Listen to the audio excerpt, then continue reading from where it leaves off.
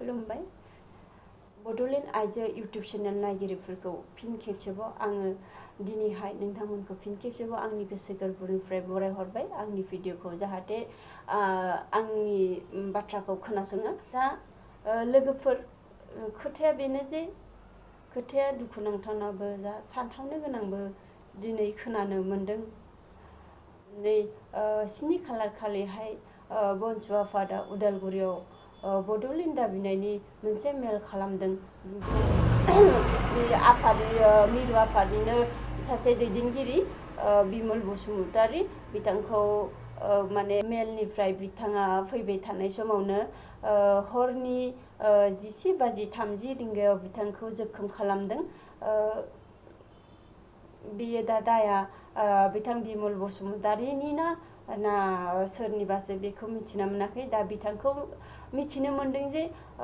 मेडिकेलाव दं होननानै मोजाङैनो जोखोम जादों बिथाङा दा बिदिनो साननो गोनां जों माबा मोनसे जों दिनै जोंनि जिखिनि आसाम 50-50 जों नागिरनाया बड'लेण्ड दाबिनाया दिनै आद्रा जानानै दङ बिनिखायनो दिनै बनसु आफादा दिनै सोमावसारफिनदों दिनै सोमावसारनायनि उनाव दिनै मेल मिटिं खालामो बेवहाय खोनानो मोनदों सरकारा बादा होनाय बा बायदिसिना एसे बेले बेजेबो मिटिङाव माने मेलाव जादों होननानै खोनानो मोनदों थेवबो माने जिखियानो जादों दिनै मेलाथ' जोबनानै थांबाय जोबनानै थांखांनानै दिनै बिथाङा न' फारसे गिदिंफिनना फैनायाव बेफोरबायदि खालामजादों दाया सोरनि दा बेखौ बिजिरनानै मोनथ'वाखै दा बिथाङा एसे गाज्रि जोखोम जानानैनो दङ मेडिकेलाव दङ होननानै खोनानो मोनदों जोंनि बर' हारिफ्रा दिनैसिम मानो खौसे जानो रोंला दिनै मानो गावजों गाव एना एनियानो जोबनो रोंला दिनै नों बनसु आं एबसु नों BPF